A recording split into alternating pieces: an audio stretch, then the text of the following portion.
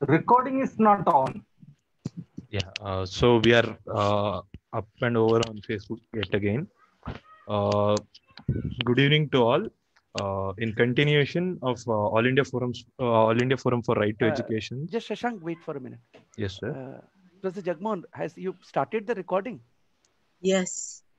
Dr. Prasad is pointing that out. Streaming live on Facebook. Yeah, it has started after that. Yeah. Started. Okay. Yeah, it's 7 o'clock and we are back yet again with another episode or another webinar of All India Forum for Right to Education's series of webinars on critically appraising the draft NEP 2020. We have had 8 webinars till date, looking into various aspects of issues pertaining to the national education policy that is being proposed and also approved as of now by the cabinet of ministers of parliament. In that sense, we have with us today an eminent speaker with us and also an activist, Professor Madhu Prasad, who was formerly with Zakir Hussain College, Delhi, and she is also the Presidium member of the All India Forum for Right to Education. So we'll first hand over the webinar to her to speak, and then we'll move on to getting her talk summarized in Hindi for our viewers, and probably Ramurthy sir will help us out with it. Post that, we'll open up the session for discussions and debate. If all our viewers on Facebook who are viewing it, if you have any comments or questions that has to be posed to the speaker, we request you to please mention the same or comment about it in the comment sections. We'll take that up on and pass on the questions to our speaker for the day. Over to you, ma'am, Madhu, ma'am. Thank you, Shashank. Hello to everyone who has been kind enough to log in and listen. And I was wondering that, one has been taking up quite a lot of issues on this education thing. And I was thinking when Professor Indrani Datta asked me that what do you want as the title of your webinar talk today? And first I thought, what should I think of? And then I suddenly thought that why not just simply say why we should oppose the NEP 2020. So that is what I have decided is the title of my talk today. And I feel that there are 3 basic reasons why we should oppose this NEP 2020. One is because it's anti-constitutional. 2 is because it's anti-people. And 3 is because it's anti-education. Now, I will, of course, take my time explaining these things, but right now, I think that's reason enough to launch into a critique of this NEP 2020, because it lacks all essential qualities which an education policy should have. When I started reading this policy, it struck me there is a saying which says that if we do not learn from history, we are condemned to repeat it. And this document really makes me feel that here is a question of repeating history simply because we have failed to learn from it. NEP 2020 has a totally erroneous concept of history, although it constantly insists that an education system must go back to its ancient roots. In fact, the Prime Minister said कि हमारी policy तो जड़ों तक चली जाती. However, I find that the concept of history is totally erroneous. 1, it doesn't confront caste and the supremacy of Brahminism, while it eulogizes Sanskrit knowledge systems. So you say Sanskrit knowledge systems are the best and the finest in the world, but you do not confront the issue of caste and the supremacy of Brahminism. But Sanskrit knowledge systems are still asserted to be the basis of all knowledge, all literature and all language in India. Second, it doesn't look at outmoded caste practices, which it pushes forward. For example, the caste practice of the Guru Shishya tradition. Now, the Guru Shishya tradition, this is something which I think in a little bit of traditional sentimentality, a lot of us use this expression without really thinking what it involves.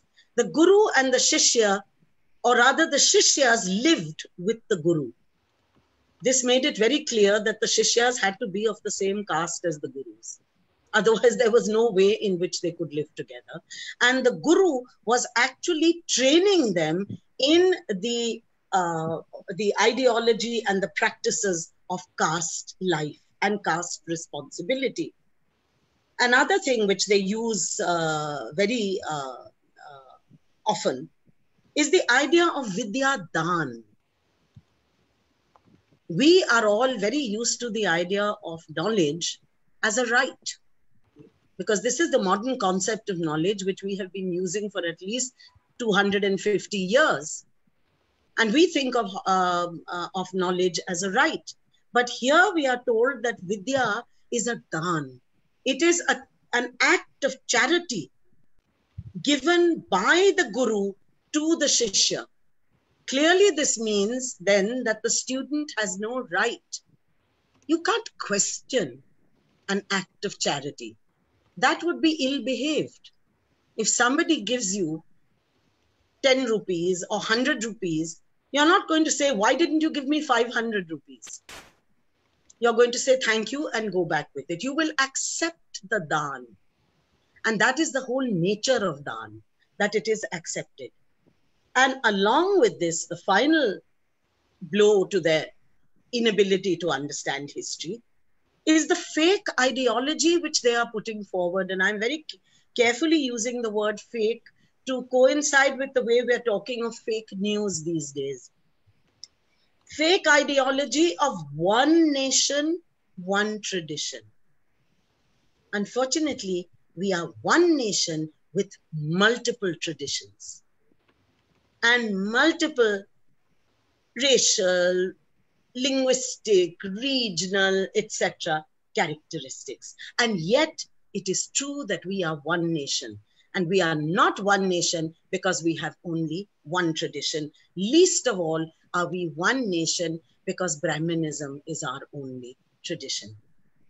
So the other thing which their concept of history creates trouble with, or which actually makes me uncomfortable with it, is that not only is it erroneous on what it advocates, but it is unable to appreciate alternative traditions that we have in our history.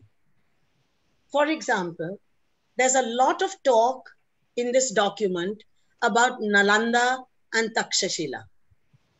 But at no point are we told that Nalanda and Takshashila were both Buddhist universities, and that education, the higher education and the areas of where people came from all over the world to be part of the intellectual endeavor of our country in the past, they were all Buddhist. And the reason why people came from everywhere was because, being Buddhist, they rejected caste exclusions and therefore included everybody who was interested in the discussion, in the debates and the discussions that were taken up. And also, not only were they not restricted to Sanskrit, but they made much use of the Pali language.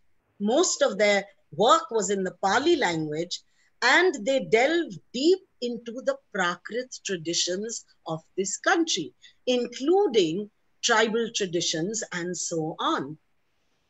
So it seems strange that when you want to talk about, you'll talk about the universities, but you will not talk about the tradition which they represented.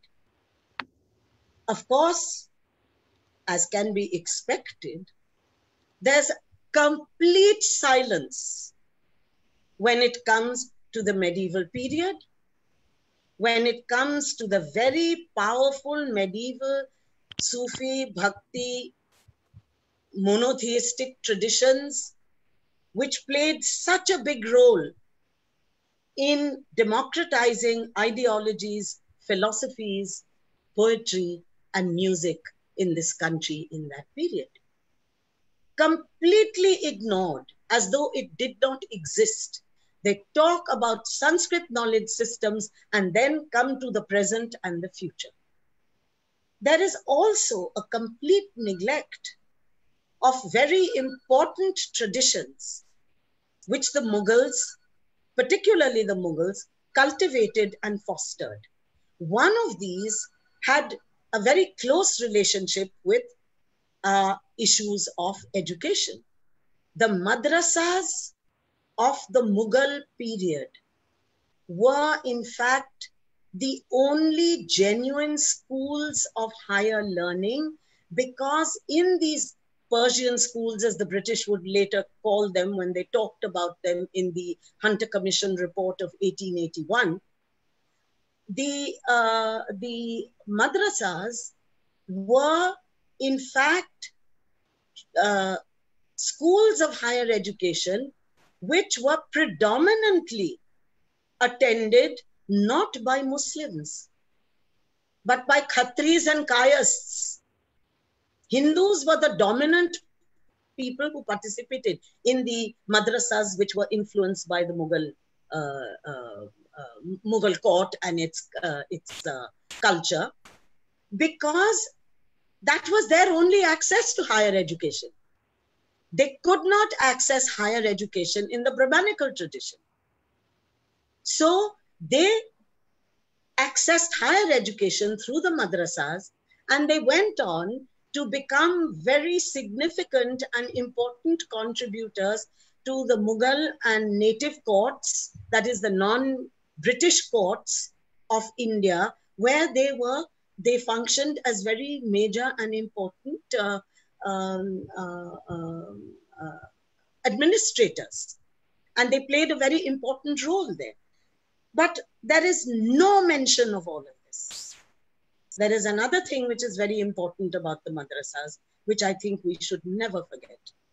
The madrasas never accepted fees. The madrasas, because they catered to the children of those who may not be able to afford the education of their sons and daughters, their sons, the elite could of course afford to educate their children at home. But the ones who came to the madrasas would be those students who would not be able to get education at home. Although it is true that many of those who were getting their education at home did attach themselves to particular well-known teachers of the madrasas.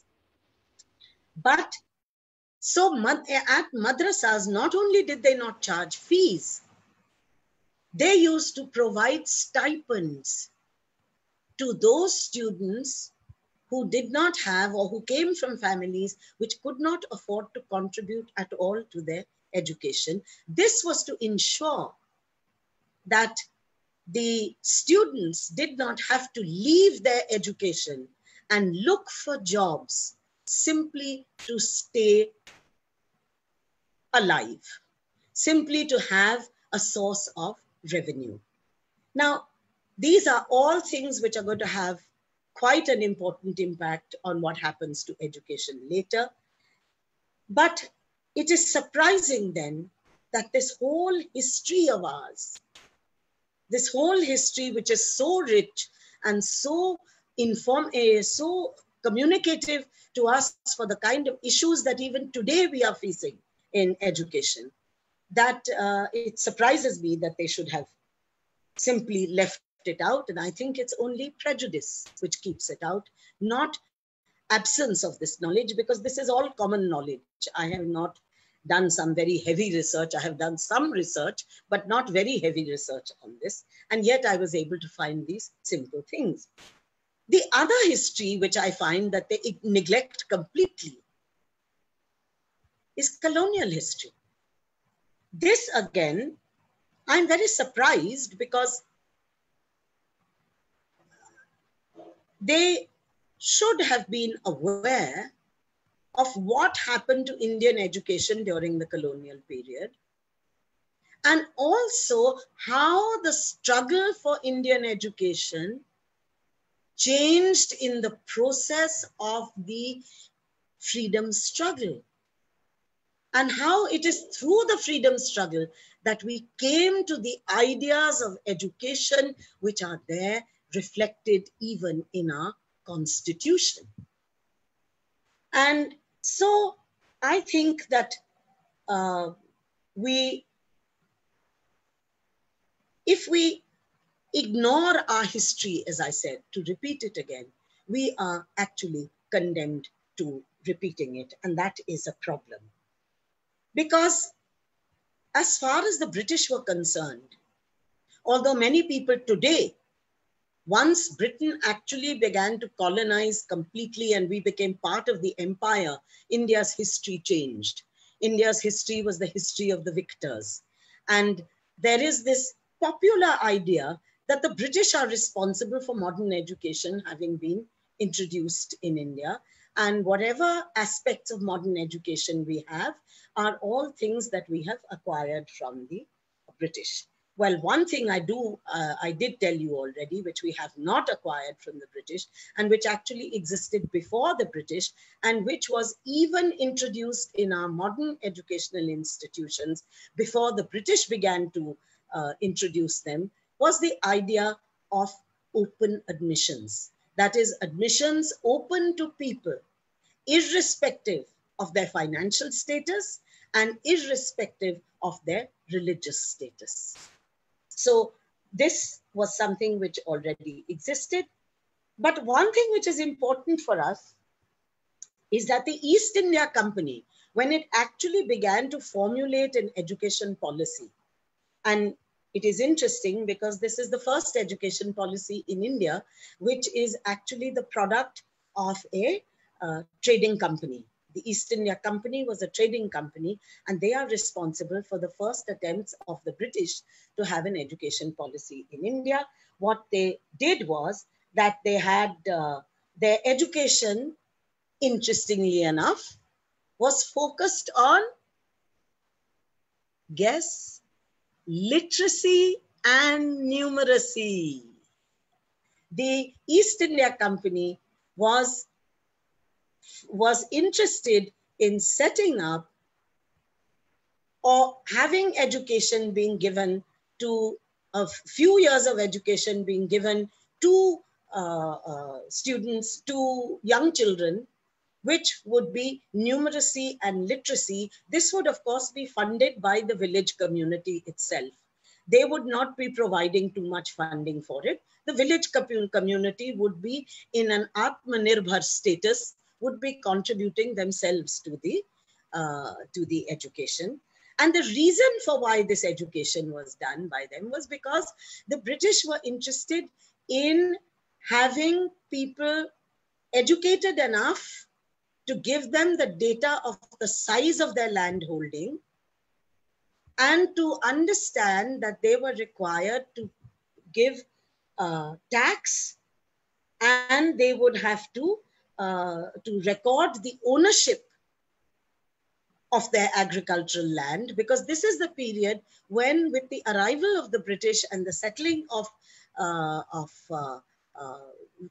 economic relationships, which were not quite common in India at that time, the alienation of land, the sale of land changing hands from one person to another was beginning to happen. So they needed records of land ownership, and they needed people to be able to measure the size of their holdings for the sake of tax purposes. Now, so this was the initial aspect, and this remained the basic idea of fundamental education in India under the British. that it would be literacy and numeracy. So when we hear that the NEP 2020 is focusing the first 5 years on education, is on literacy and numeracy, I immediately recalled that somewhere in 1813, so how novel this idea is. The exclusionary policy which developed as an approach to education was later. It was in 1835, the infamous minute of poor Macaulay, who Vikas feels very sorry for. But it is interesting to see that Macaulay's minute is entirely contained in a dispatch of the company's court of directors of 1830.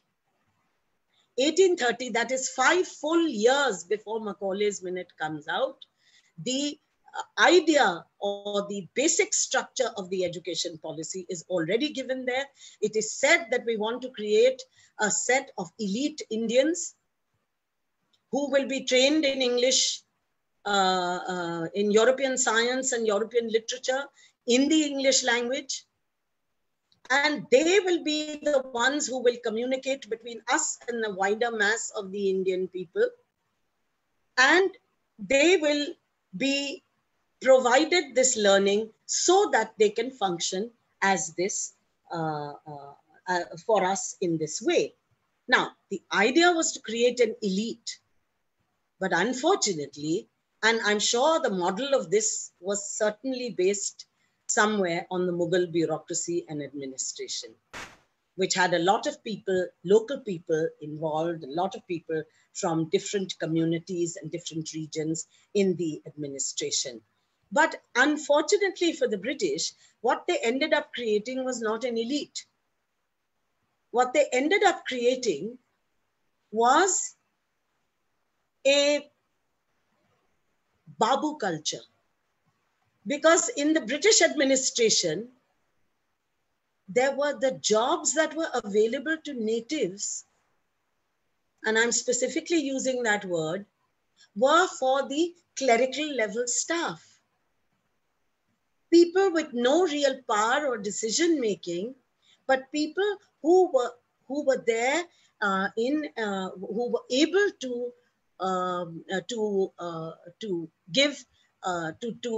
provide support to the British officers who actually controlled the administration.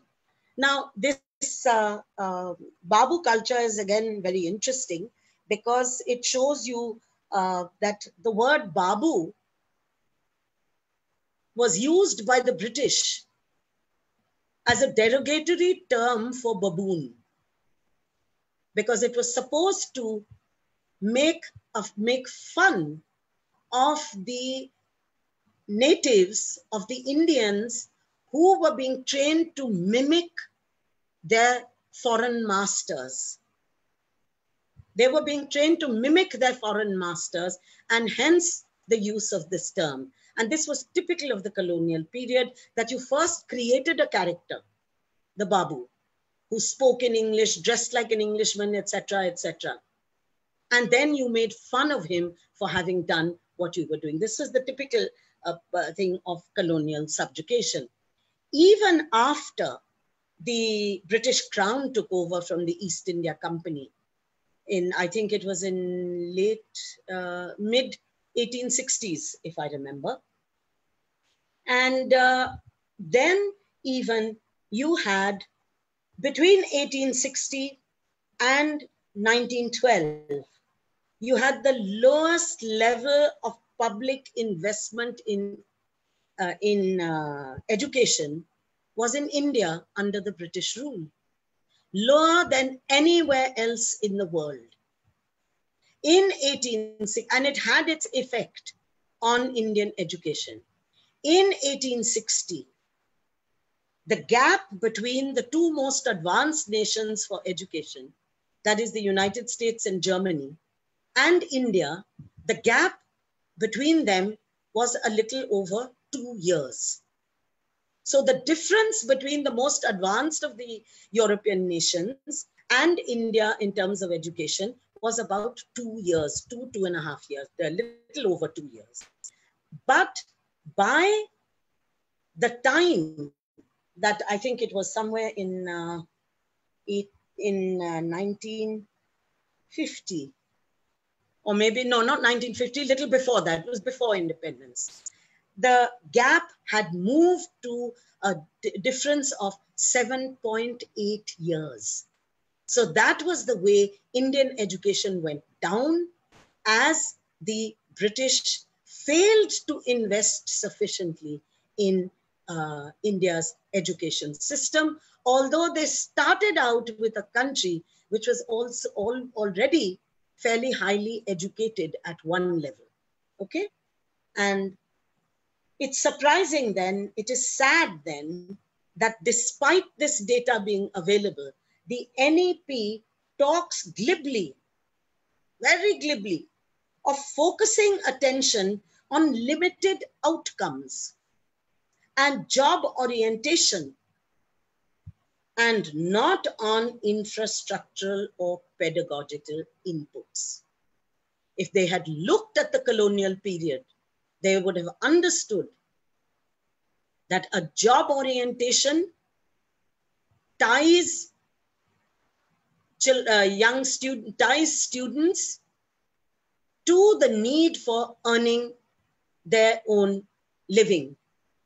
Because the British, of course, once they started educating here, they immediately removed the stipends and they imposed fees, because that was their culture, that you don't have stipends, you don't encourage people to learn, you remove their stipends and you impose fees. But if they had looked at the earlier period, and if our people who have drawn up the NEP 2020 had looked at the colonial period, they would have seen what the impact of looking at limited outcomes, get somebody ready for a babu's job, and not investing sufficiently in infrastructural or pedagogical inputs, not allowing students to study beyond the need for immediately getting a job. This made such a difference that India dropped from a gap of only 2 years between itself and the most advanced countries to a gap of 7.8 years, about the time of just prior to independence. Now, the first impetus that we get towards learning and education under British rule comes from two people who are very major figures in our Indian education, the history of our Indian education. And both, and particularly the first, was very closely linked with the nationalist movement and the conception of studying the damages done to India as a country, as a nation, the damages done to India as a country, I should say, rather than as a nation. The nation develops gradually through the struggle. By the predatory nature of British imperialism. And this person is Dadabhai Naoroji, who is famous as a nationalist economist par excellence. What he did was to take the analyses and studies of British administrators on the damage that was being done to the Indian economy and to the livelihood and the life conditions of the Indian people by British tribute. They clearly said that nothing has destroyed this country more and made its people as poor as the tribute which they are forced to give to that is to metropolitan Britain. So this too have created poverty among the Indian people, and the way in which this poverty can be removed is by educating the people and giving them 4 years of compulsory education. Please note numeracy, 4 years of compulsory education, free of cost. This was his demand in 1881, an appeal given to the Hunter Commission. Another deposition before the Hunter Commission is that of Jyotiba Phule. Jyotiba Phule says that what the British have done is they have got their profits from the riot, that is from the peasant. Their profits have come from the peasantry, but they are using this profit, this super profit which they have, the surplus which they have taken from the peasantry, they are using it only to educate the Brahmins and the rich. So the two aspects of our education policy, which till today we complain about and we talk about, have already been articulated in 1881. And it is most unfortunate that the present people who were looking at our education system didn't bother to look at this period of our history. They may have noticed that already in 1848, Savitribai Phule and her colleague Fatima Sheikh were already educating Dalits and Dalit girls in school education. And even more important, because this is just an individual, although this individual involvement is indicative of the direction in which thinking people were thinking in India at that time. The major native states, that is those states which were not the Indian states, which were not under the British, were spending twice as much as the British on education. And in the late 19th and early 20th century, the Maharajas of Kolhapur and the Begums of Bhopal, etc., had all educate to provide free and compulsory education to children in their states. Now, the final thing which prepares us from our history is the Sargent Committee report. I'm not going to talk too much about, although during the process of the freedom struggle in 1920, this idea arose that education can play a very important role in the transformation of our country from a colonized people, from a colonized people into a self-respecting, independent modern nation.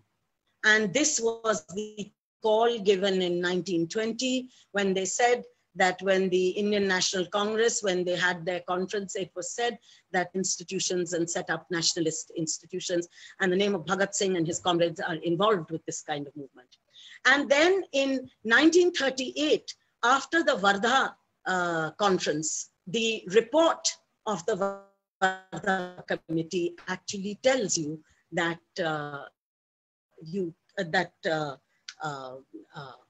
we can build education on a completely different foundation. Instead of making education something for the elite, education can be something for the productive classes. Those classes which, because of caste and because of other historical factors, had been kept out of the scope of education. Even if they managed to get education, they were getting an education which was intended for leisure classes and for elites. Instead of that, there was this idea in the Wardha report, in the Nai Talim, there was this idea that education should be something which arises from the experience of the productive classes.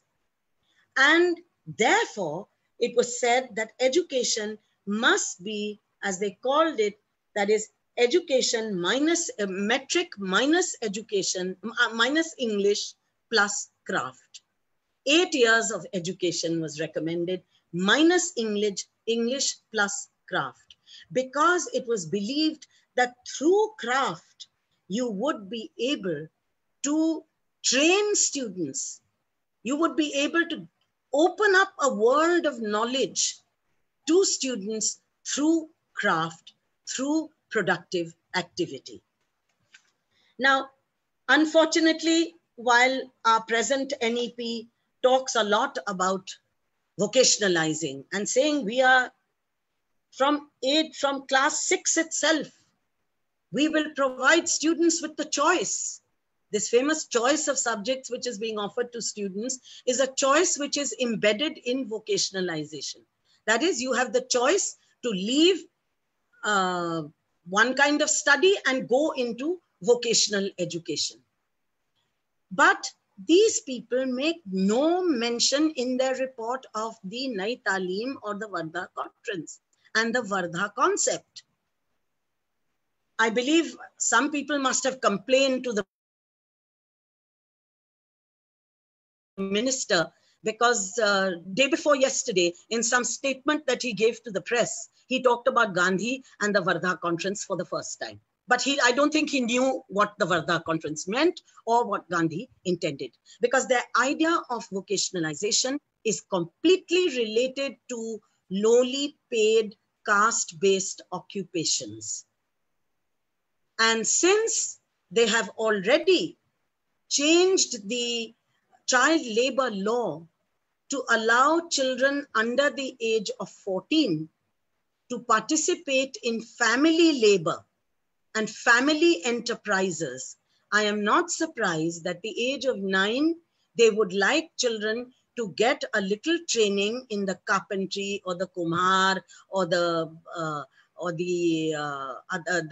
textile or whatever household occupation their families are doing.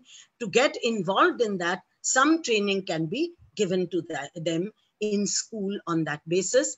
And perhaps you can get some practitioners also from their caste to come in and train these children who are going for vocational training.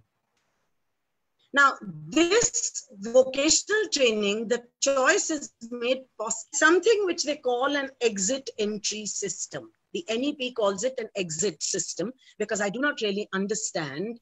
I'm unable to fathom out how a child who has gone out at age 6, at class 6 or 7 or 8, who has gone out to a purely vocationalized training course, not vocation as not productivity as a source of as a pedagogical means of learning, but vocationalization, that is tying children down to jobs, tying children down to a particular kind of productive activity.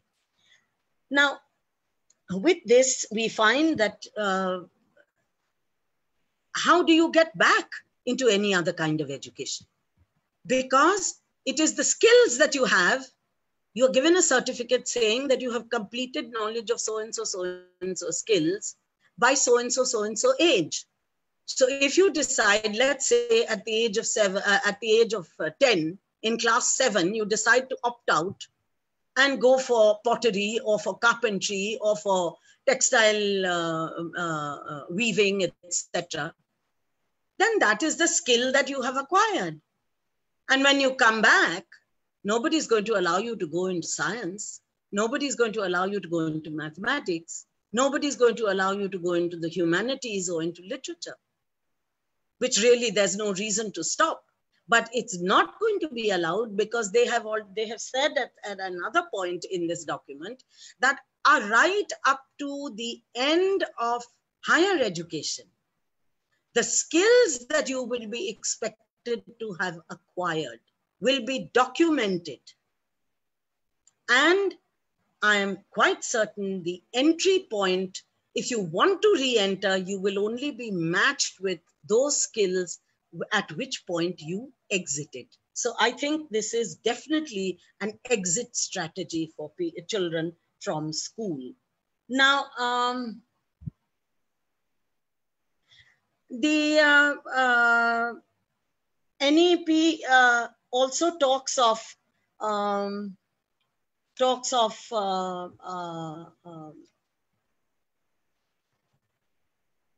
being something. Yeah, they talk about the Kothari Commission. They say that we have this concept of the school complex. This is a concept put forward by the Kothari Commission. And nobody had taken any notice of it. Nobody bothered to implement the Kothari Commission in all these years. Only now we are coming to implement the Kothari Commission. I think this is not only not disingenuous, it is intended to be deceptive. The Kothari Commission did not say that the school complex is the basic unit of school education. NEP 2020 says school complex is the basic unit of school education. For the Kothari Commission, right from the beginning, right to the end, the basic unit of school education is the common neighborhood school. And that common neighborhood school can be, he said, it is possible if we need to share resources, if we need to share in greater interactiveness, neighborhood schools can interact with each other. So there is a lot of difference between what the Kothari Commission says and what the NEP is saying. And the academic or the pedagogical meaning of that is very, very clear. Oh, my video has gone, has it? Yes, ma'am. Your video. Right? Yeah, it's back. Okay, now it's come? Because I think sometimes the sound goes if the video is comes. Correct. Okay, the Kothari Commission also talks about 6% GDP to be achieved by 1986. Our NEP says we will endeavor to invest 6% in accordance with the Kothari Commission. Again, everyone, you don't have to say it because everyone knows this 6% is something which is very well done.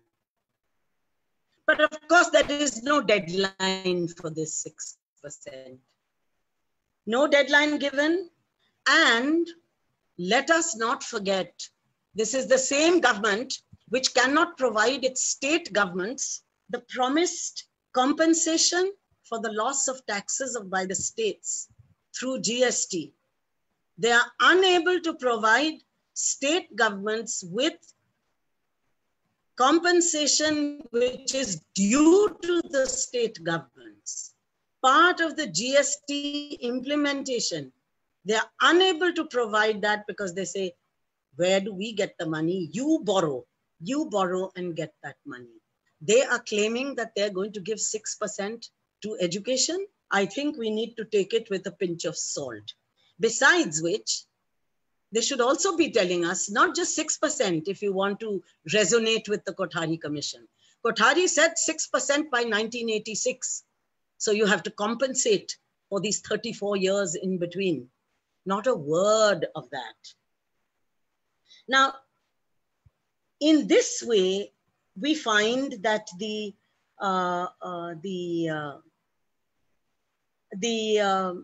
NEP has done another very major sleight of hand.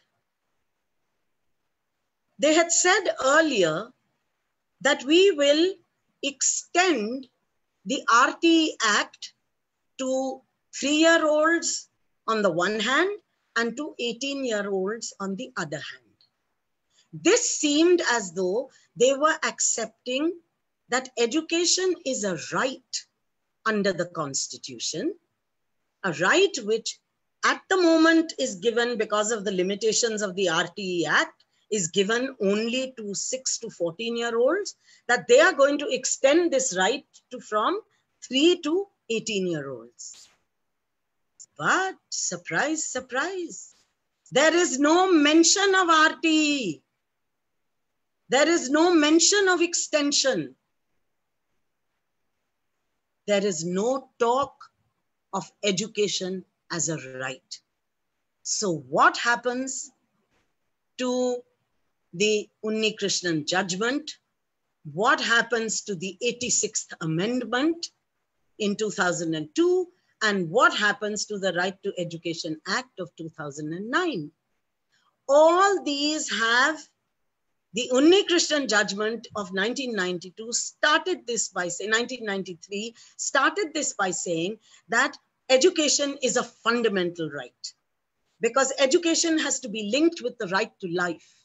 There is no right to life with dignity if you lack education. Therefore, education is a fundamental right. Therefore, the 86th Amendment was required. Therefore, the Right to Education Act, both of them, with all their limitations, both of them had to accept the fact that, that education is a fundamental right. But in this document, which has been passed, cleared for implementation by the cabinet, and now I believe rumor has it that the Lok Sabha has passed it as well, this document makes no mention of education as a right. But there are lots of references to Vidyadan. And I find that this is very much against, so the inability to recognize the right to education goes against the Constitution. The inability to extend education to all sections goes against the Constitution. And even worse, the very constitutional goal of having a national system of education is officially out of the picture. There is no longer in NEP a national system of education. What you have is the third phase. What you have is the third phase of World Bank's involvement in our school system, the Samagra Shiksha Abhiyan. And in that, you have that education is to be provided through multiple streams. Multiple streams are, you have government schools, you have private schools, you have formal education, you have informal education, you have classroom education, you have online digital education. And so all of these will count as receiving education. Now, clearly, this means that a national system of state-funded and state-supported and responsible for neighborhoods, common schools is out. So that aspect of the Constitution is also rejected. And what we have then is, in higher education, we have to look at the way they have encroached again on the constitutional rights of the states. Education is a concurrent subject.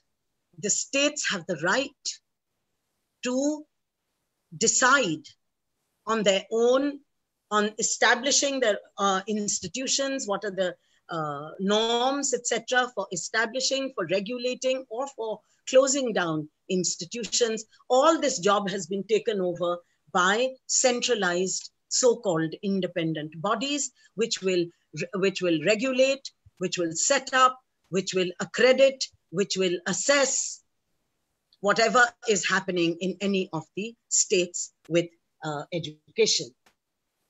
Now, the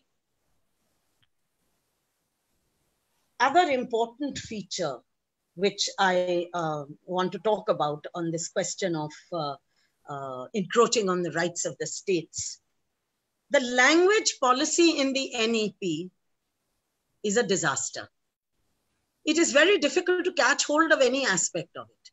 Is it a 3-language formula? Is it a 2-language formula? Is it any language formula? We are unable to figure this out. But there is one thing which is very clear. there are 3 languages which are privileged in this policy. One is, of course, English, despite everything which is being said about going back to our ancient roots, etc.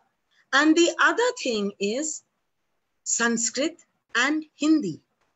These 2 languages are also regarded as being the responsibility of the central government because they are not restricted to any particular state. Now, this is amazing. Sanskrit is restricted to way less than 1% of the population. Hindi is restricted, if I might say, to about 5 states in what we call the cow belt. So how do these languages suddenly acquire the status of being national and therefore the concern of, they haven't used the word national yet. The word they've used is that they are not restricted to any one state. So these languages are the responsibility of the central government. All other languages are regional, local, state government. Now, this is amazing. Bengali is spoken and understood over much of Eastern India. Tamil and Malayalam and Kannada are spoken happily across all 3 states. Marathi and Kannada are spoken on the borders. So, I mean, where are we getting these ideas? How have we decided that these languages, many of them ancient classical languages, particularly a language like Tamil, many of these, how have we decided? And we haven't even gone to the Northeast yet. Many of these languages are simply dismissed as being the concern of state governments, the same state governments which one must remember are being deprived of revenue by not being given their compensation after GST. So you can imagine what is going to happen to these state governments which are going to have to handle these languages and how much they will be able to put into them. So this shows that we have really a huge violation of the federal powers of the states on all these grounds. And the last principle where there is an enormous this thing of the powers of the federal powers of the state, and or rather more than the federal powers of the state, the rights given in the Constitution, and that is on the principle of social justice. Ambedkar had made it very clear that affirmative action is essential for those categories of persons, those large sections of our society. Actually, if you count them, they are almost up to about 85% of our population. That this 85% of our population, just give me another 10 minutes, 85% of our population is discriminated against systematically on the basis of caste, on the basis of their tribal status, on the basis of being women in a patriarchal system, on the basis of being persons with disability, and on the basis of being minorities, especially Muslim minorities, within a rising communal environment where mob lynching and administrative discrimination following Hindutva organizations' involvements in attacks on the minorities, so that they are acting with impunity, these are now described as socially and economically disadvantaged sections, as though these are people who individually have failed to acquire some benefits for themselves, and the solution to the problems that they face are not systemic, because the systemic problem is not recognized. So the solutions to the problems are individual. You will hope that private institutions will give scholarships, because you're going to now remove SC, ST scholarships. You are already seeing this happening in institutions where scholarships are being removed and scholarships are not being given to SC, ST students. And you will hope that they will be able to individually overcome through loans and through private scholarships and through some such categories, maybe working extra time, doing jobs on the campus, and so on, that they will be able to handle their individual problems.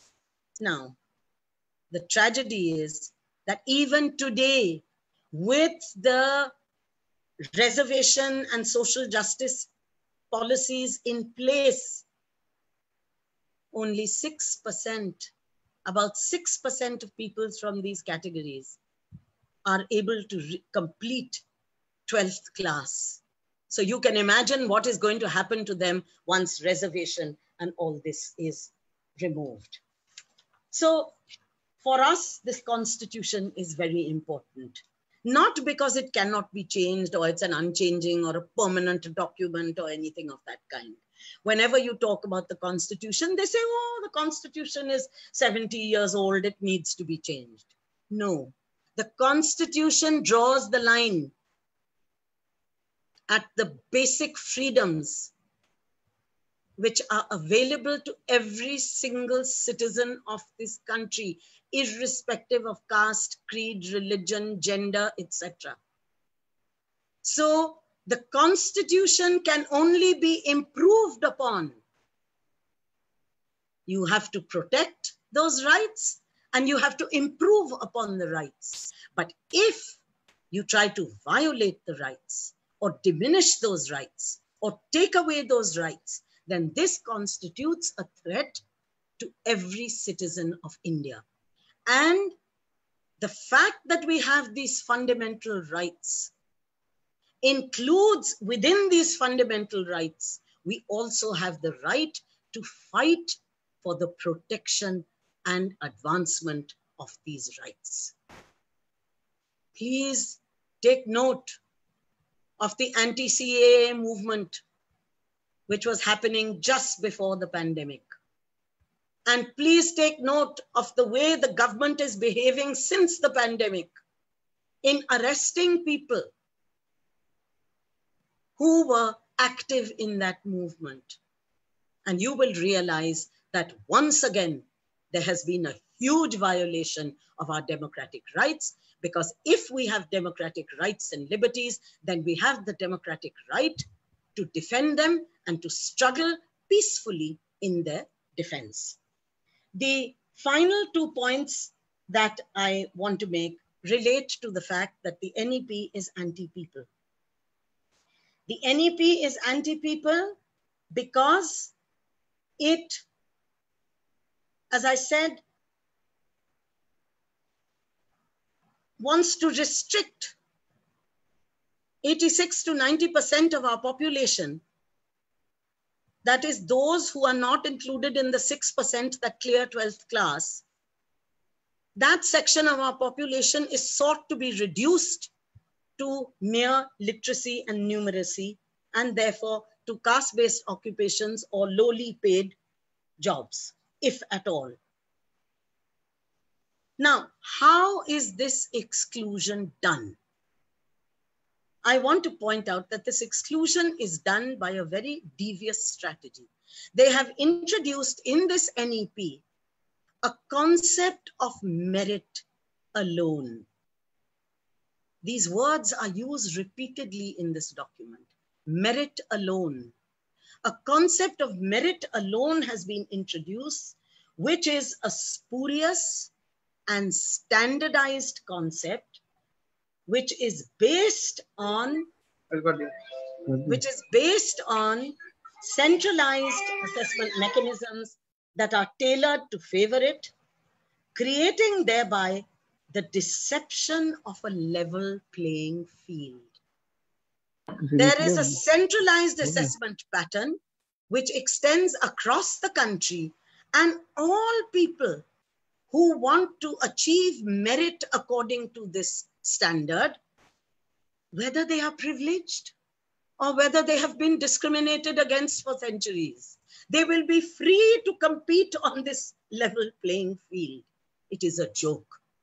There can be no free and fair competition between those who have been privileged for generations and those who have been discriminated against for generations.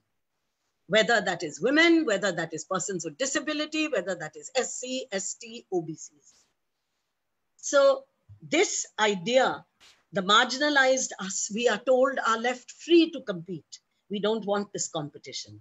And finally, this NEP is anti-education.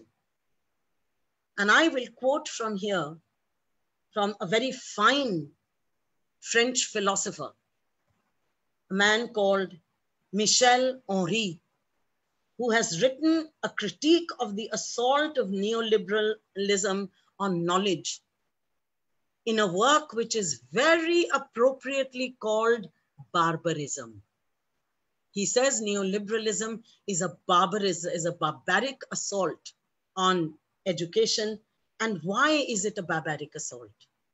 I quote from him: to limit knowledge to what will actually be put into practice. That is, to limit knowledge to skill application. I'm just translating it for you in today's terminology. To limit knowledge to what will actually be put into practice is the deliberate reduction of one's being. It is the deliberate reduction of one's being to the condition of a cog in the techno-economic machine. This is exactly what that expression, learning outcome, which has been being promoted by the World Bank for the last 30, 40 years. This is exactly what that learning outcome it is. The learning outcome is nothing else but the limitation of knowledge to what will actually be put into practice. It is a performative term, and its assessment is on what the learner is able to do after having completed that unit of knowledge. So on this, I think I can stop here now because I've already taken far too long, but I think you understand the direction in which I've been going. We have to oppose the NEP 2020 because not only does it not improve on the crisis situation in which our education system is today, what the NEP 2020 does is to destroy the very basis on which we could have a constitutional, pro-people, pro-education policy of education. Thank you so much. Thank you so much, ma'am. It was actually, we had asked our speaker to limit herself to 40 minutes, and I was supposed to remind her. But then the talk was so passionate. In fact, one thing that I felt was it was so passionate, and it came from a certain standing that it made it so vibrant, in the sense that it started off by putting forth the three major reasons why the speaker thought the NEP 2020 must be rejected. And then she moved on to give us the history, the contemporary relevance of the context in which the NEP is coming forth. And then she moved on to provide us again with coming back to why it is anti-people, then moving on to quoting a lot of works that have already been taken place. I think it was a fabulous talk, ma'am. Thank you so much. Thank you. Can I ask now Rammurthy sir to help us translate what Madhu ma'am had for us?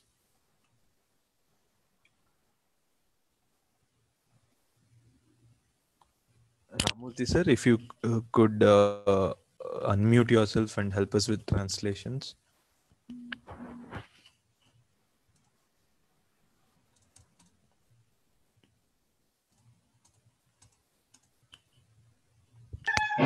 Hello, am I audible? Yes, sir, you are audible. I'm Yeah. muting myself. You muted me? I can help you.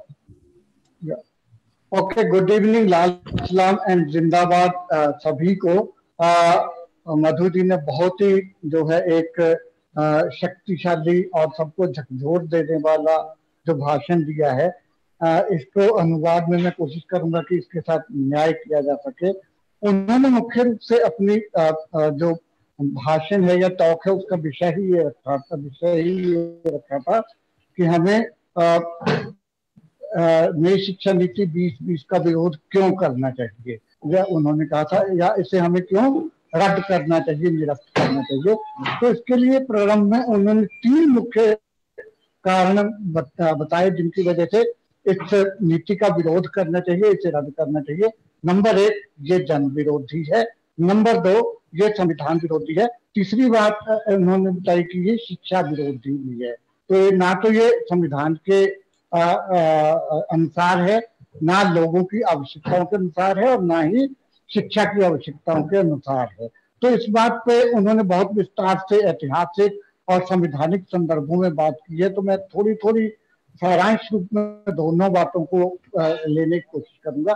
सबसे पहले ऐतिहासिक संदर्भ में उन्होंने ये बात कहने की कोशिश की कि इस नीति के तहत विशेष रूप से राष्ट्रीय स्वयंसेवक संघ द्वारा जो प्रायोजित ये सरकार है और इसकी अन्य नीति पूरी तरह से गैर ऐतिहासिक और गलत तथ्यों पर आधारित है।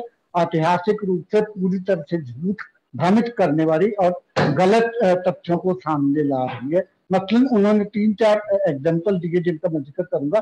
पहला उदाहरण यह है कि जब ये संस्कृत आधारित ज्ञान की बात करने की कोशिश करती है और उसके उदाहरण के रूप में नालंदा विश्वविद्यालय या तक्षशिला आदि की बात को करती है, तो बिल्कुल ये भ्रमपूर्ण है, क्योंकि तक्षशिला या नालंदा में जो भी शिक्षा दी जाती थी वो मुख्य रूप से बौद्ध विद्वानों द्वारा दी जाती थी और उससे शिक्षा का मुख्य रूप से विषय वस्तु भी बौद्ध भिक्षुओं या बौद्ध साहित्य से जुड़े विषय होते थे और उसके साथ साथ उनका अधिकतर माध्यम भी पाली था, वो संस्कृत में नहीं होती थी। दूसरी बात उन्होंने ये कही कि जो ये संस्कृत नॉलेज की बात करते हैं, ये मुख्य रूप से एक बहुत ही सीमित ब्राह्मणी और जाति आधारित परंपरा के ज्ञान की बात करते हैं। इससे बाकी ज्ञान की जो परंपराएं हैं वो पूरी तरह से अलग कर दी गई हैं, जिसकी वजह से जब ये संस्कृत ज्ञान की बात करते हैं, इसका आशय विज्ञान सिर्फ ब्राह्मणी परंपरा से ही है, इसके अलावा कुछ नहीं। और इस तरह की व्याख्या के सबसे गलत ऐतिहासिक व्याख्या ये है कि इसमें जातिगत व्यवस्था के दोषों का बिल्कुल वर्णन नहीं किया गया है। गुरुकुल में जिस तरह से जाति व्यवस्था को बनाए रखा जाता था और जाति की वजह से बहुत सारे लोगों को शिक्षा से वंचित किया जाता था, वो इसका शिक्षा नीति इसका ना तो जिक्र करती है ना इसका विरोध करती है, बल्कि इसे और मजबूत करने की तरफ बढ़ती है इस ब्राह्मणी परंपरा के हवाले से, जो एक बहुत ही क्षेत्र बहुत ही सीमित क्षेत्र तक थी। तीसरी ऐतिहासिक गलती ये है कि ये एक राष्ट्र और एक परंपरा का नारा लगाती है, जो बिल्कुल ही गैर ऐतिहासिक है। हम एक राष्ट्र भी 1947 के बाद बने, इस बात में कोई दो मत नहीं कि हमारे आजादी के करता धरता इस बात के लिए सावधान थे कि हम एक राष्ट्र बन रहे हैं। लेकिन अगर एक राष्ट्र थे तो हमारी बहुविध परंपराएं थी, मल्टीपल ट्रेडिशन थी, जिनकी वजह से हम एक राष्ट्र और बहुलतावादी परंपराओं वाला देश था। एक राष्ट्र और एक परंपरा कभी भी नहीं थी और केवल उसी एक परंपरा को लागू करना या लोगों के ऊपर थोपना चाहते हैं जो केवल ब्राह्मणी और उच्च जातीय वर्गों से उच्च जातियों से संबंधित है और केवल बहुत ही सीमित क्षेत्र में, जिसे हम हिंदी या गाय पट्टी हिंदी भाषी क्षेत्र की जो परंपरा है उसके आधार पर सबको उसी में जबरदस्ती धकेलना चाहते हैं, सभी को उसको लागू करना चाहते हैं। तो ये एक बहुत ही ऐतिहासिक रूप से गलत तथ्य पेश किया जा रहा है। और ऐसा गलत तथ्य पेश ये किया जा रहा है, जैसा आप लोगों ने ये जिन्होंने पढ़ा वो भी जानते होंगे कि प्राचीन काल के बाद सीधी आधुनिक काल की बात की जाती है, और जो हमारा बहुत ही स्वर्णिम मध्यमकालीन युग था जिसमें दिल्ली सल्तनत और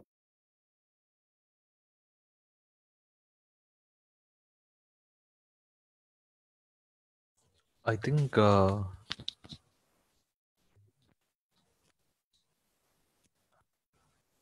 yes, Ramurthy sir is back. Hello sir, can you hear us?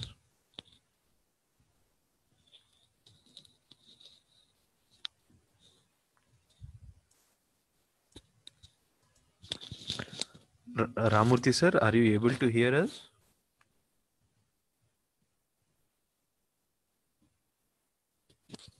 I think we have lost network with Ramurthy sir.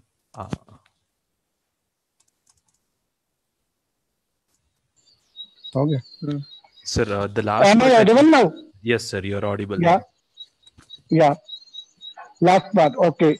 I think lastly I was talking about ये मध्यकाल की बात मैं कर रहा था कि मध्यकाल में भारत में जो मुगल और दिल्ली सल्तनत के समय बहुत ही महत्वपूर्ण जो है ऐतिहासिक रूप से बहुत सारा जो योगदान था, जिसमें कला, भवन निर्माण कला, कविता, तकनीकी, साहित्य और अनुवाद आदि के क्षेत्र थे, जिनका ये बिल्कुल भी जिक्र नहीं शिक्षा नीति नहीं करती, जैसे कि ये समय हुआ ही नहीं।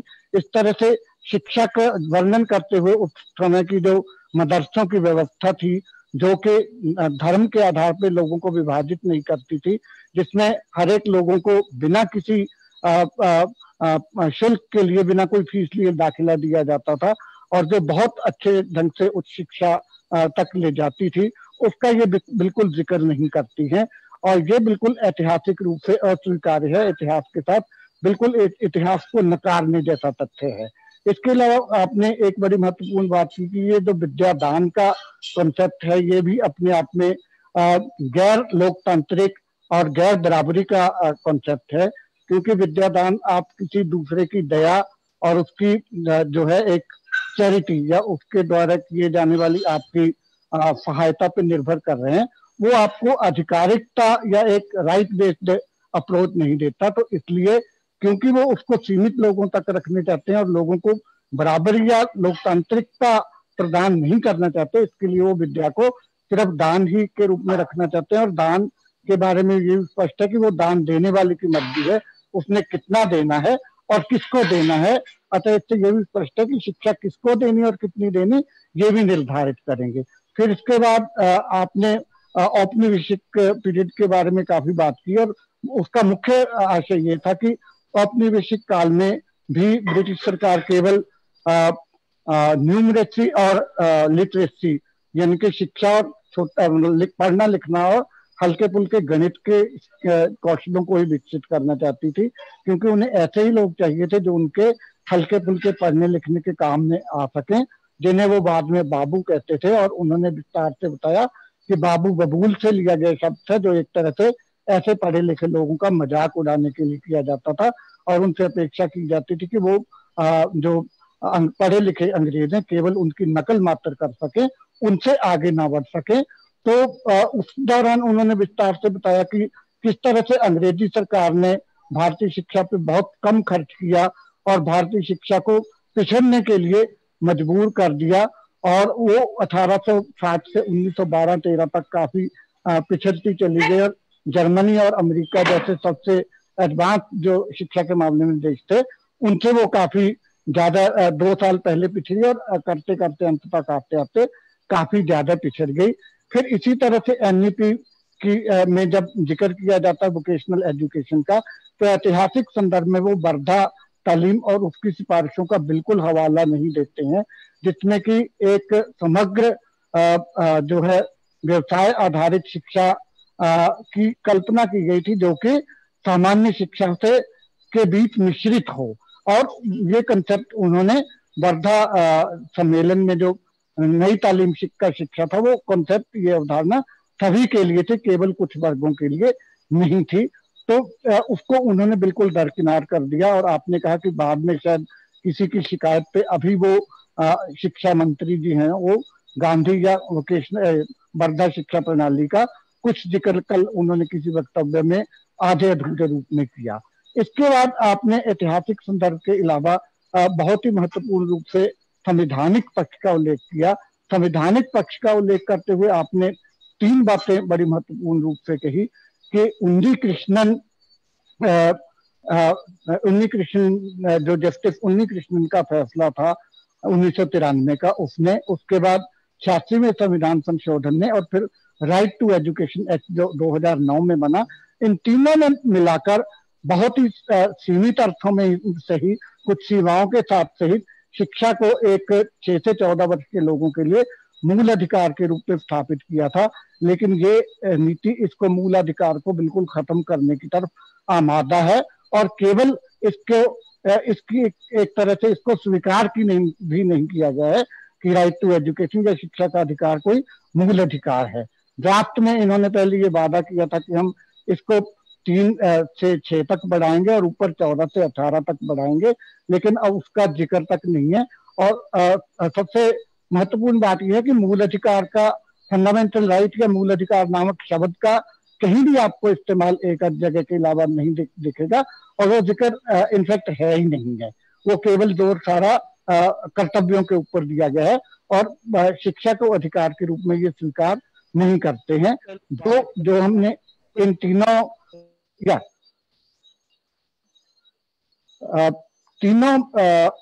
फैसलों से या तीनों 2 कानूनों से हासिल किया था, उसे खत्म करने की बात है।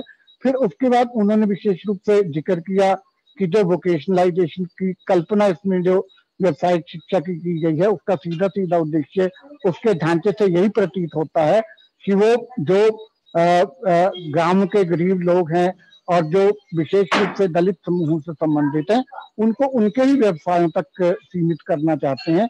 इसकी पूरी संकल्पना इसकी ओर ही ले जाती दिखती है, क्योंकि जब भी आप एग्जिट या बाहर निकलेंगे, तो जब आप आगे जाएंगे तो उनको उन्हीं कौशलों के संदर्भ में आपका आकलन किया जाएगा या आगे शिक्षा दी जाएगी जिनके साथ आपने कुछ साल काम किया है, चाहे वो कुम्हारगिरी का काम हो या बढ़ईगिरी का काम हो या जुलाहा बुनकरी का काम हो या लोहारी, कोई भी काम जो आपने किए हो। बहरहाल उसका समूचा ढांचा यही है और ये इसलिए महत्वपूर्ण है क्योंकि ये इसका जोर केवल ग्रामीण इलाकों के लिए ज्यादा है और इसमें जब वो वोकेशन की व्यवसायों की कल्पना की गई है, उसमें कोई भी ऐसे वोकेशन की कल्पना नहीं है स्कूल लेवल पे जिन्हें हम आज की तारीख में एडवांस वोकेशन या अग्रिम व्यवसाय कह सकते हैं, चाहे वो कंप्यूटर से संबंधित हो या तकनीकी से संबंधित। फिर एक बड़ी महत्वपूर्ण बात आपने भाषाओं के मामले में कही, तो भाषाओं के मामले में तो ये बिल्कुल सर्व सत्यानाश करने वाली नीति है, क्योंकि इससे ये बिल्कुल स्पष्ट नहीं होता कि ये 2 भाषाई फार्मूला है, 3 भाषाई फार्मूला है या भाषा का क्या करना चाहते हैं। जो 3-4 बातें स्पष्ट समझ में आती है उनमें मुख्य रूप से नंबर 1 कि अंग्रेजी, संस्कृत और हिंदी भी संस्कृत निष्ठ हिंदी की प्रमुखता होगी और उसको भी बिल्कुल मतलब गैर तथ्यात्मक रूप से स्थापित करने की कोशिश की गई है। जैसे कि संस्कृत केवल 1% से कम लोग बोलते हैं, जिसे कहा गया कि ये राज्यों तक सीमित नहीं है। इसी तरह हिंदी भी मुख्य रूप से गाय पत्ती के 5-6 राज्यों में बोली जाती है, जिसे कहा गया कि ये किसी राज्य तक सीमित नहीं है, बड़ी भाषा है। इसी तरह से इसके बरक्स बंगाली जो पूर्वी क्षेत्र के बहुत से राज्यों में बोली जाती है, तमिल, मलयालम और कन्नड़ा जो कई राज्यों में एक साथ बोली जाती हैं, उनको आपने केवल क्षेत्रीय राज्य भाषाओं के दर्जे तक सीमित कर दिया और तमिल के क्लासिकल जो उसका स्तर है, शास्त्रीय स्तर है, उसको भी शायद एक लाइन के अलावा उन्होंने उसके ऊपर बात नहीं की। इसके बरक्स संस्कृत में उसके शास्त्रीय होने का गुणगान कई बार किया गया है। तो बहरहाल ये एक तरह से अभी हमने देखा कि जिस तरह से राज्यों को जीएसटी का हिस्सा ना देकर उनको ये कहा जा रहा है कि आप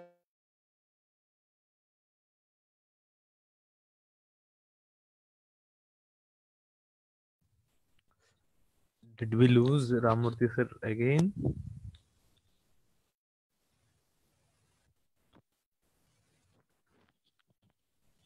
Ramurthy sir, we are.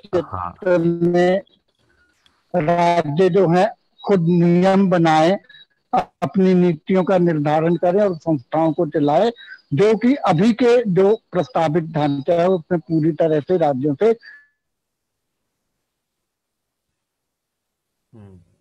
विरोधी है। तो अंत में आपने ये बात कहने की कोशिश की, ये केवल शिक्षा नीति का मुद्दा नहीं है, संविधान बचाने की लड़ाई है। संविधान बचाना इसलिए नहीं जरूरी है, केवल इसलिए जरूरी नहीं कि आपके कुछ अधिकार उससे जुड़े हैं, बल्कि इसलिए भी जरूरी है कि यही संविधान हमको ये अधिकार देता है कि आप अपने संवैधानिक अधिकारों के हनन के खिलाफ खड़े होकर लड़ सकें।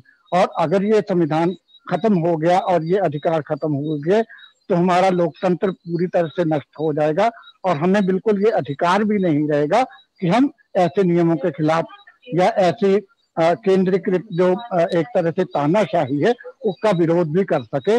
इसलिए ये एक नीति के ऊपर चर्चा करने या उसके कुछ बिंदुओं या पूरी नीति को रद्द करने का मुद्दा नहीं है, उससे कहीं ज्यादा गहरा मुद्दा है जिससे हमारे संविधान और लोकतंत्र की जो है वो उसके अस्तित्व के ऊपर सवाल है।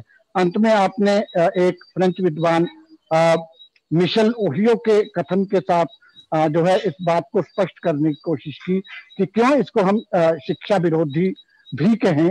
जन विरोधी तो इसलिए हो गए कि 85% लोग इससे बहिष्कृत हो जाएंगे अलग अलग तरीकों से, जिनकी हमने ऊपर बात की। और शिक्षा विरोधी इसलिए है कि मिशेल ओहियो के कोट उन्होंने पढ़ा जिसका सारांश ये है कि जब आप ज्ञान को बहुत ही सीमित अर्थों में परिभाषित करने की कोशिश करते हो और ज्ञान को के विकास या उसके ग्रहण करने को बहुत ही सीमित कर देते हो तो आप एक तरह से व्यक्ति की संभावनाओं को सीमित कर देते हैं। व्यक्ति के जो संपूर्ण विकास की अपनी अपार संभावनाएं हैं उनके ऊपर आप बिल्कुल रोक लगा देते हो और इस तरह से व्यक्ति को आप एक तकनीकी और आर्थिक मशीन के एक पुर्जे के रूप में जो है वो सीमित करके रख देना चाहते हैं। जो न्यू लिबरलिज्म के ज्ञान की परंपरा है उसके क्रिटिक या उसके आलोचना के रूप में उन्होंने ये जो मिशेल ओहियो हैं उन्होंने ये कहा है।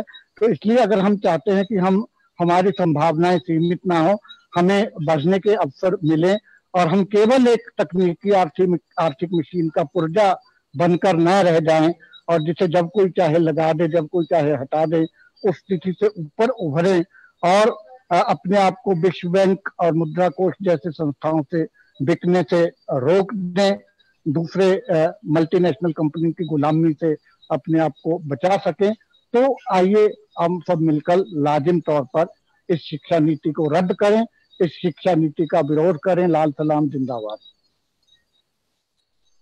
Thank you so much, Ramoti sir. Despite we had lost connection once, I think we did not lose connection on what he was trying to also tell. That was a beautiful translation, I think. Moving on and opening up the forum for discussion right away, because we are already approaching 8. It's already 8:25 now. So one question has already come in. I'll read that out, ma'am. Please feel free. I can read one or two thoughts that have come in. Please feel free to start discussing around it. Post that we can also ask questions of whoever are present on Zoom. The NEP has spoken about CABE, strengthening CABE committee. So, but how do we have to look at it is something that was asked by one of our Facebook viewers. And then Surjit has noted that 6% proposed by Kothari Commission was a fully funded public education system. 6% of GDP from central and state is for promoting private commercial institutes both in school and higher education with NEP 2020. Countdown for public with NEP 2020, countdown for complete destruction of fully funded public education begins. A few more people, including BB Chaudhary, has noted that we have also ought to find ways and means to spread this message to take it to the common voters of India at large. I think Surjit has again noted anti-constitutional, anti-people, and anti-education. Very rightly said. Salute to our comrade. Fully endorsed your statement. I think a lot of comments on Facebook have also endorsed views that was expressed by our speaker today. Ma'am, if you could unmute yourself.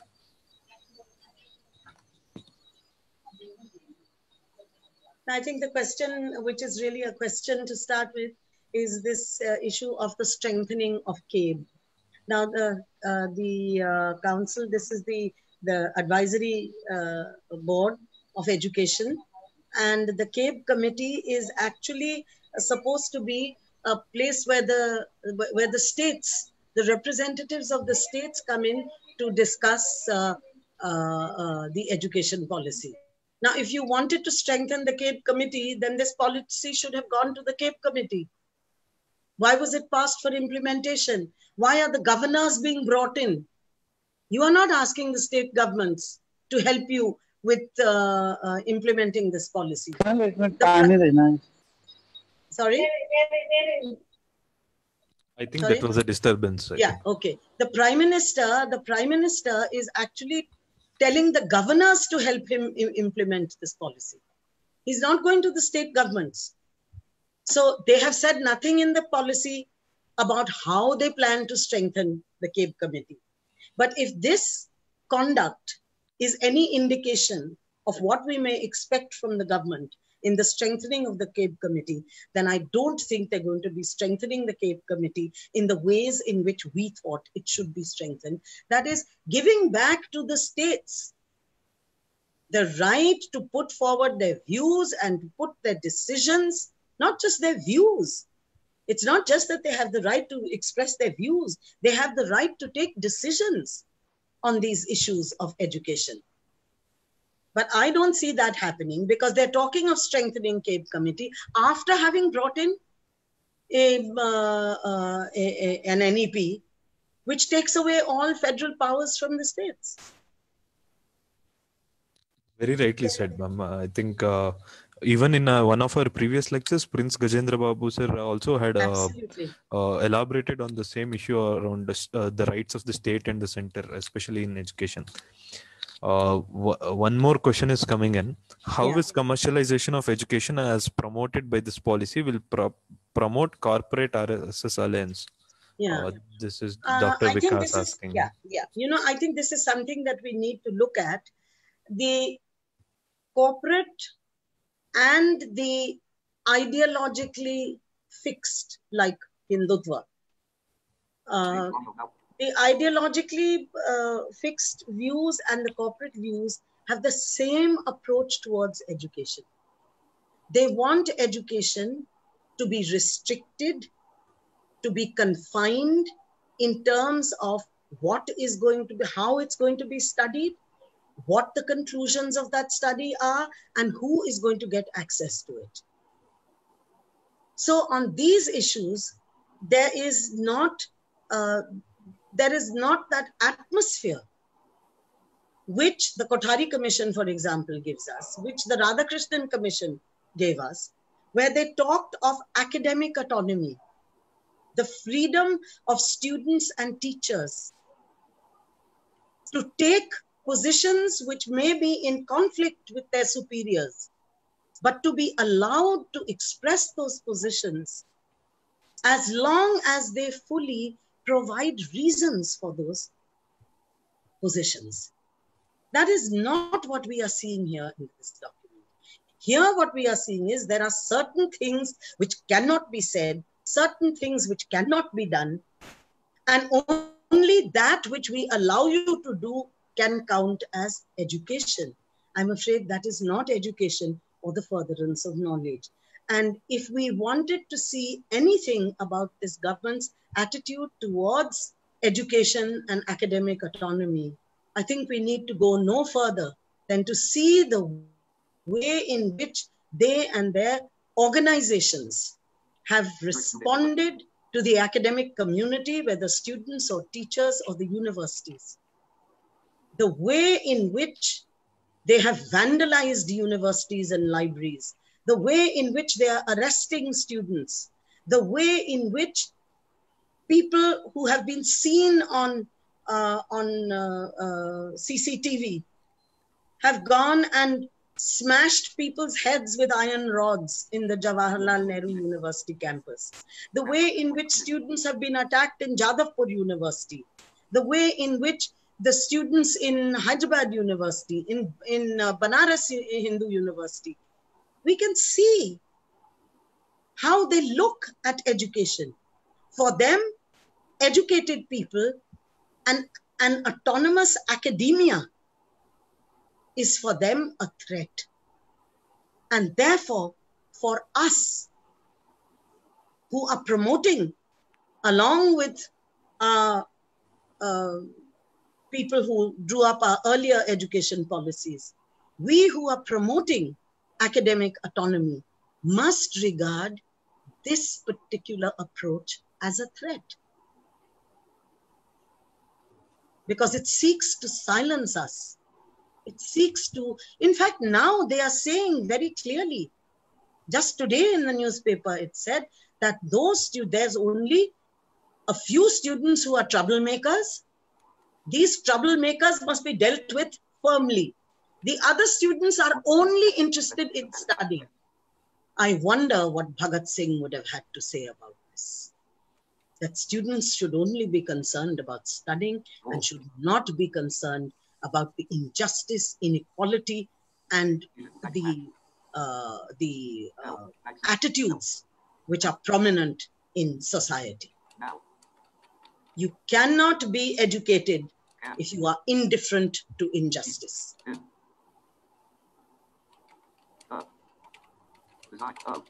Very powerful words in that sense. Thinking around how academic institutions and universities have been handled these days, it is just unspeakable. We have more questions coming in. What role of international agencies can be seen in the design of higher education in this policy? It's not just higher education, even the entire school education. Now our education system has to be brought into line with the American and the other systems of education, because particularly the Americans are particularly interested in entering into this market, and particularly into the market for online and open distance learning, because that is the really big area for them. We are told that Sundar Pichai was very happy because he said by 2024, this is going to be an $18 billion market, and we have entered into it now. So, and this whole idea of learning outcomes, the whole idea of skill acquisition, these are all things which have come from the World Bank. They have not, of course, come from Yale or Harvard or Stanford, They come from the World Bank. Interesting is that the policy actually notes something on blended learning. So online courses will be made up by top institutions, and then these will be integrated into curriculum for all students, and supposedly must increase quality of education. Yeah, Shashank, it's very interesting. When they first started out, they said, yes, blended learning, and they said 20% ODL and online, and 80% classroom. Now, as they are talking more and more about implementation and taking more and more steps towards implementation, we are hearing that over 50% is going to be online, and less than 50% is going to be classroom. But this is where what I was not able to talk about today, because it would have just been impossible, given the time restraint, the digital divide. The fact that, 92% of our families and our households don't have access to digital devices or the internet. So that just shows you who's going to be getting education where. I think if anybody on the Zoom meeting has any questions, we can take that up. In the meanwhile, I'll also read out one more question that has come in. Is this policy likely to be placed in the monsoon session of the parliament? Is the question that has come in. Also, if anybody else wants This to. is from Vikas. Yeah, this was from Vikas, sir. I wish I knew. Because really, as far as this government's policies are concerned, one is we don't know where it's going to emerge, when, and in which form. Don't forget, we've had the 400 and something page Subramaniam Committee report. We've had some inputs, which was withdrawn. Subramaniam Committee report was not acknowledged. Then we had the Kasturi Rangan Committee. Then that also vanished somewhere. And we've got some 86 pages which have been passed by the cabinet. And we don't know, is this 86 pages the committee report or not? We don't know.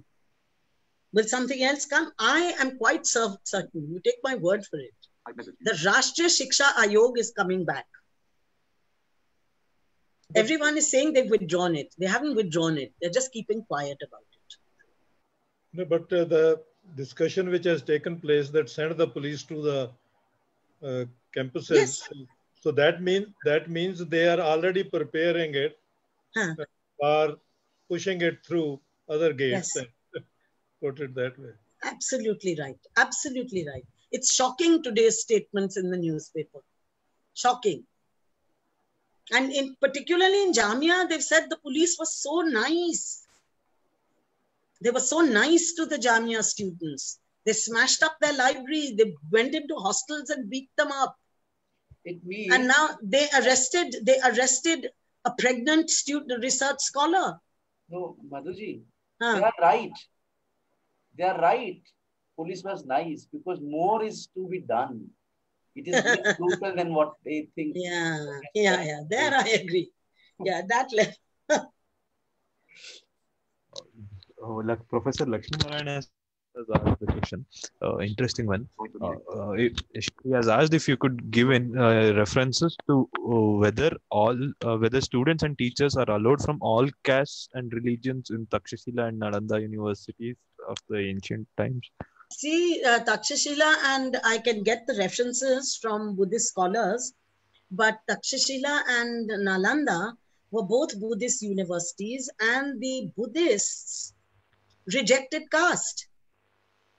The Buddhists rejected caste, and they rejected above all the limitation of education only to certain caste. And that is why they trooped people from all over the world. Right, all the way from South Asia, Southeast Asia, all the way to China. They drew people from everywhere. And that is only because they were not restrictive.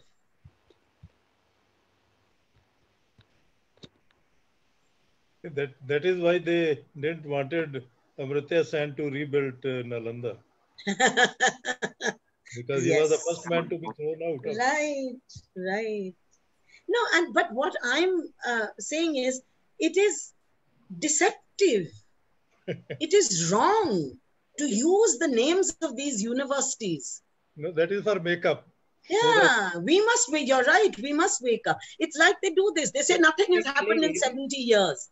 And then they go into international fora and say, look at our IITs. Look at our this thing. They're so wonderful, our IITs. Well, if nothing has happened in 70 years, then where did our IITs drop from the skies or what? See the paradox. Yeah. The paradox that at one hand, they realize that our universities and colleges are small. You know, even in the 21st century, we have not been able to create many of those institutions where we have thousands of students enrolled. And on the other hand, in quite anachronistic manner, a historical manner, they claim about these universities that thousands of students were studying in them.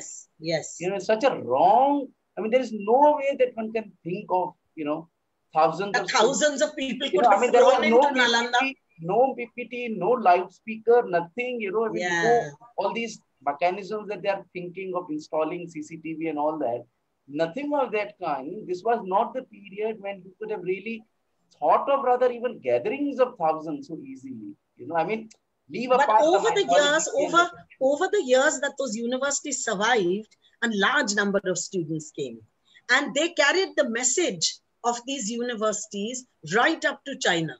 It did not happen even in the, colleges that developed in the Western developed countries. I mean, nowhere. No, Western countries is different. But remember that here in Asia, the movement between these regions was very standard. Now this famous Silk Road and the Silk Route, which is this was a traveler's route.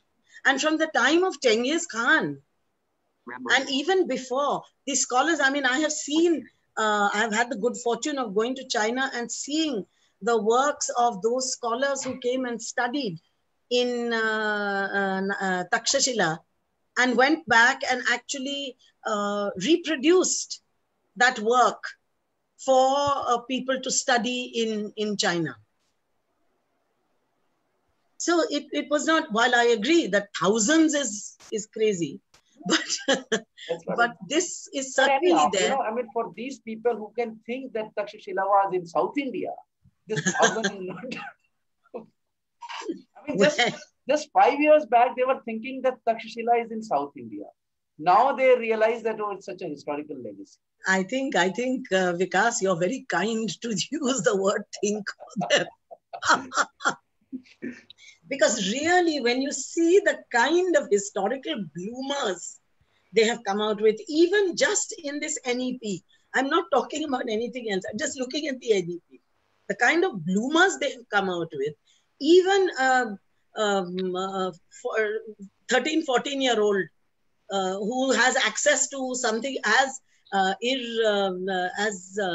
irresponsible as Wikipedia would not make the kind of bloomers these people are. In that sense, I have a thought, especially because of the fact that the assault on university spaces was spoken about. Why do we actually see that in a sudden rise of the chancellors, vice chancellors, registrars, or administrative person not willing to respond to the issues that the students or the academic fraternity actually pose around? In that sense, the question I'm trying to look at is, though they have been established as well-learned academicians with a lot of history, how is it that they can choose to ignore the issues of student and academic community, one? And secondly, even the most minimalist understanding of education as a commodity asks you to be served, asks the students as consumers to be served well. I really do not understand. Yeah. Even if you want to commoditize education. Yeah. But there is Shashank, your question is actually very rich, because there are many aspects in it. The first thing is, how is it that these people who do get appointed to universities and to top administrative positions, how is it that they are not responding to their students? How can they ignore their students? Because let me tell you, this is something on which I will send you. There have been some articles written on this. I think one of them was a very good article written by Praful Bidwai before he passed away, actually, in a most unfortunate after-dinner accident. These people are not there because of whatever education they may or may not have. They are there because they belong to a particular ideology and because they are carrying out the demands of that ideology. That is why they are there, whether it's governors, whether it's vice chancellors, whether it's, I hate to say this, even the President of India. Today, everybody has been subordinated to this ideology. Everybody is there because of their commitment to this ideology and because of their commitment to promoting it while they are in office. If they do not promote it, they will be removed from office. And that is why we are seeing this. This is a totally new situation that we are encountering. Actually, in that sense, when I was reading through the NEP... Shashank, I think better Yes, sir. ask President Mohan to close Yeah. the vote of thanks. Sure. Professor Jagmohan, sir? Yes, I'm there. Yeah, if you could help us You stop conclude this. live. If you could help You- us propose the vote of thanks for our speaker formally. It is All in the family, Shashank. but it is always fascinating to listen to Dr. Madhu. So she puts it so patiently and impatiently, both way. That it is a head down the nail of the arguments. I think it was a very interesting experience. We will be really thankful to Dr. Madhu Prasad. And also thanks to our, because we had at one time about 20 people on the Facebook continuously listening. And similarly, there were about 25 people on the Zoom. So all is there and the series is going very well. And thanks to our webinar committee. Yes, thank you. Such a good arrangements for that. So thank you very much. So we are going off the live and we can continue our chat. Chat.